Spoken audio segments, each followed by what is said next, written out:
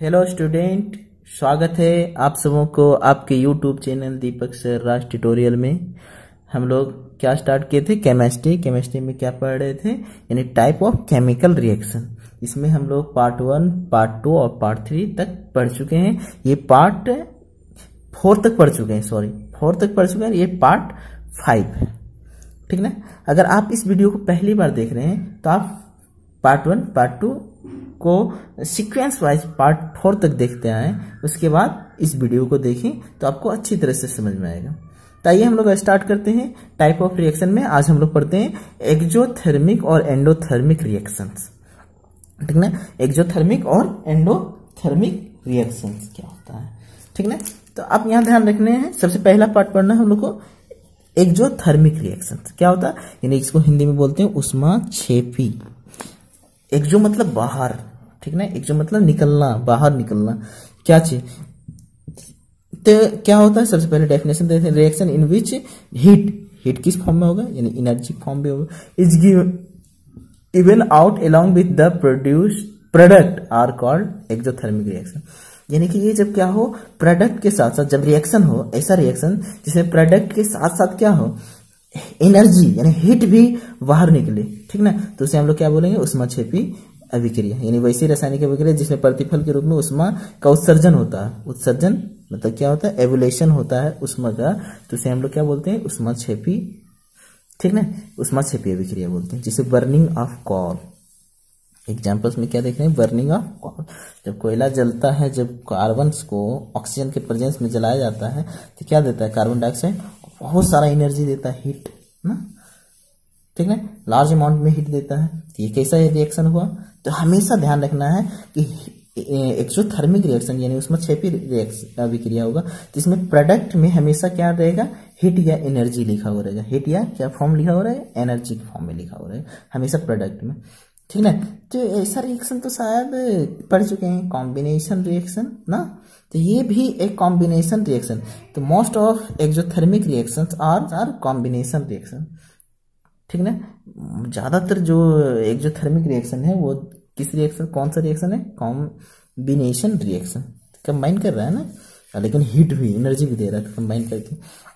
Formation of calcium hydroxide. तो calcium oxide और यहाँ वाटर जो रिएक्ट करता है, इसको क्या बोलते हैं? क्विकलाइन। वाटर जब इस रिएक्ट करता है तो क्या बनाता है? Calcium hydroxide. इसको क्या बोलते हैं? स्लेट लाइन, यानी बुझा चूना। और क्या देता है? हीट देता है। तो ये भी कैसा फॉर्म है? कॉम्बिनेशन रिएक्शन का है। लेकिन ये किसका उदाहरण भी है? एक्सोथर्मिक का भी है, क्योंकि हीट निकल रहा है यहाँ पे, ठीक है ना। आप देखते होंगे पहले जो पुताई करते थे तो चूना से, तो उसको जब हम लोग पानी में देते थे तो क्या होता था? उसमें लार्ज अमाउंट में क्या निकलता था? हीट निकलता था, उस एनर्जी निकलता था लार्ज अमाउंट में। फिर एक क्या होता है? रेस्पिरेशन यानी श्वसन जो हम लोग करते हैं। इसमें क्या होता है? जब हम लोग ग्लूकोज और जब हम लोग ऑक्सीजन लेते हैं तो ये रिएक्शन कहाँ होता है? हमारे सेल में होता है। क्या होता है? सेल में, ठीक है ना। सेल में क्या होता है? जब ये ग्लूकोज ऑक्सीजन के साथ रिएक्ट करता है तो ये क्या होता है? हमारे कार्बन डाइऑक्साइड बनता है, वाटर बनता है। तो कार्बन डाइऑक्साइड जो हम लोग क्या करते हैं? बाहर निकालते हैं, ठीक ना, श्वसन के दौरान। वाटर तो ये यूरिन और स्वीट के फॉर्म में बाहर निकल जाता है, और इससे हम लोग को शरीर में क्या मिलता है? एनर्जी मिलता है। क्या मिलता है? एनर्जी। तो रेस्पिरेशन भी किसका फॉर्म है? तो एक्सोथर्मिक का। अभी बोले थे ये क्या हुआ? ये रिएक्शन तो मेरा कॉम्बिनेशन रिएक्शन है, इसमें तो बहुत सारे क्या हो रहा है? दो अलग अलग पार्ट में ये बटने, ठीक ना।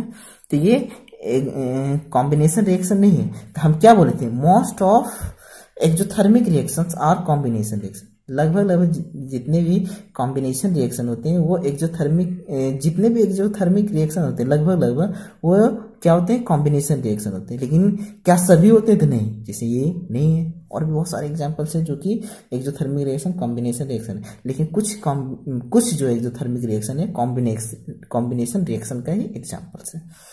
आगे हम लोग पढ़ते हैं एंडोथर्मिक रिएक्शन। एंडोथर्मिक रिएक्शन क्या होता है? यानी कि इसको हिंदी में बोलते हैं उष्माक्षेपी अभिक्रिया। तो chemical reaction in which heat energy is absorb is called endothermic reaction. यानी कि वैसी अभिक्रिया जिसमें क्या होता है? हीट जो एनर्जी होता है वो क्या होता है? एब्जॉर्ब होता है। क्या होता है? एब्जॉर्ब होता है। एब्जॉर्ब मतलब यानी कि अवशोषण होता है। ठीक ना।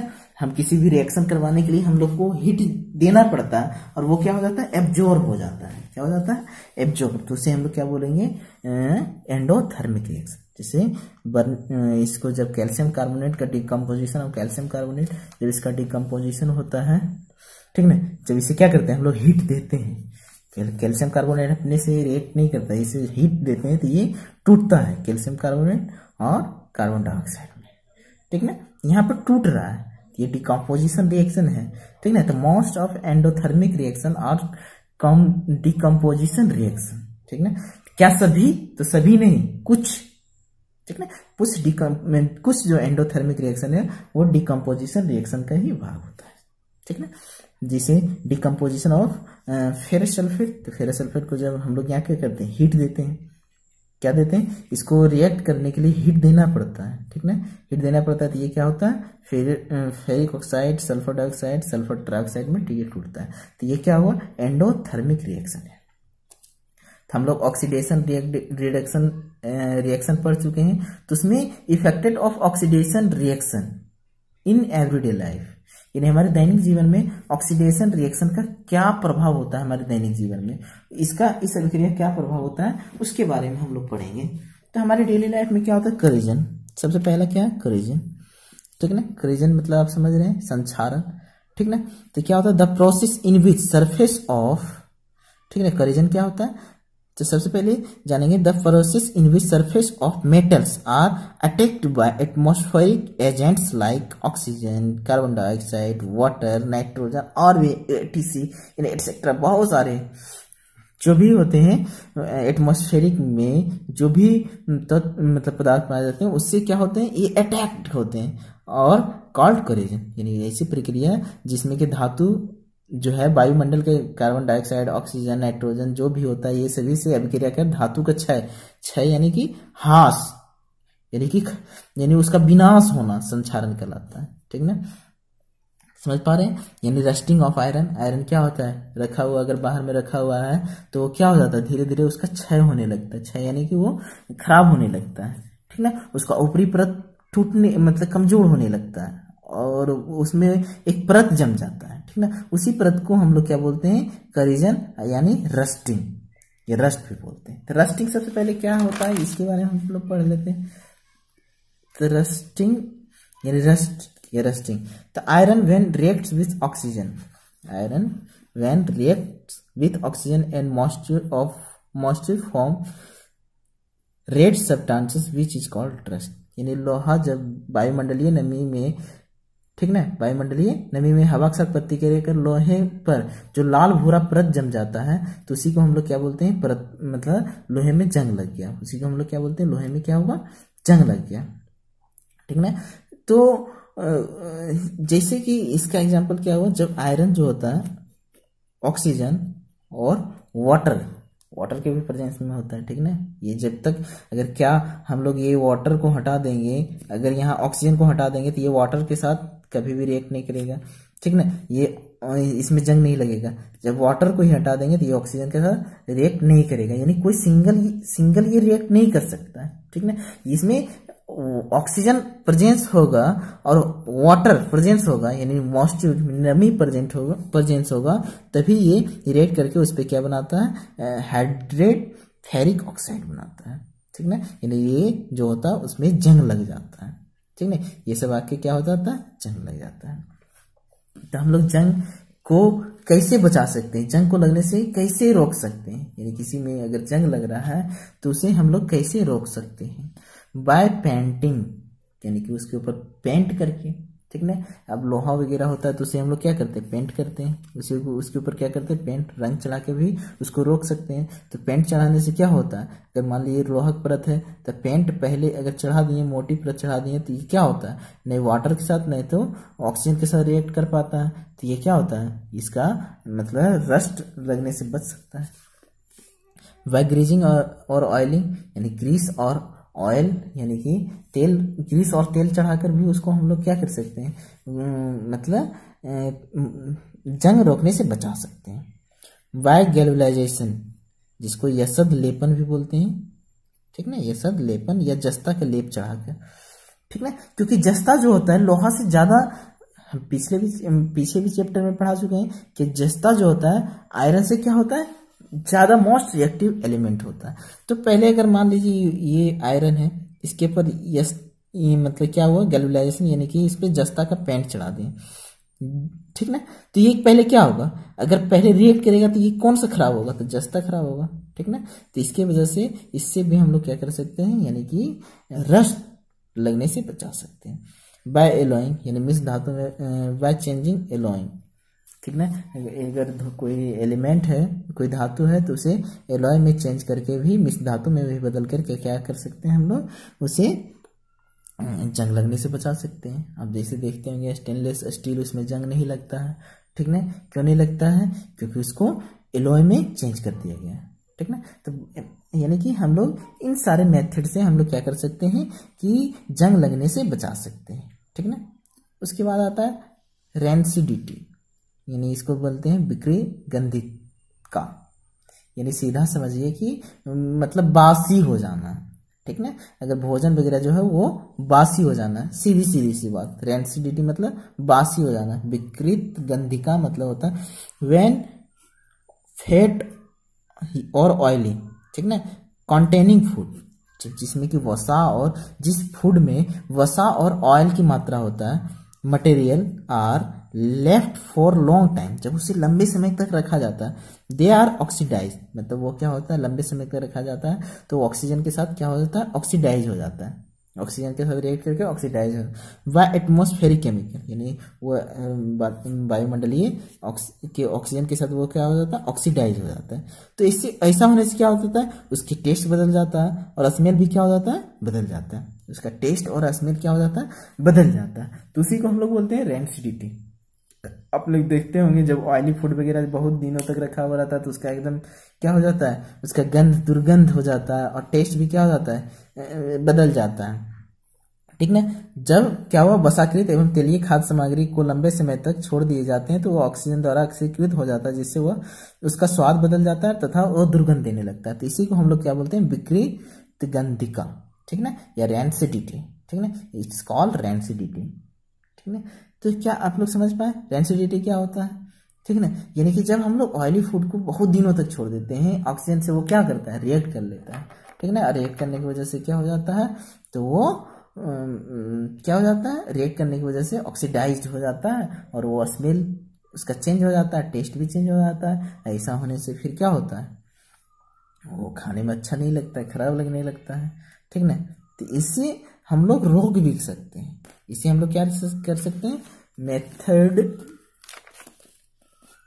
मेथड टू प्रिवेंट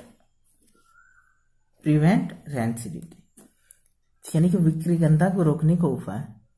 तो इसे हम लोग कैसे रोक सकते हैं, अगर मान लीजिए कोई खाद्य पदार्थ मतलब खराब हो रहा है, या तो वो ऑयली या फैटी जो फूड है वो खराब होने से कैसे बचा सकते हैं हम लोग, तो बाय एडिंग एंटीऑक्सीडेंट, यानी कि प्रतिकारक देकर भी क्या कर सकते हैं हम लोग, जैसे ऑक्सीकारक है तो उसे प्रतिऑक्सीकारक,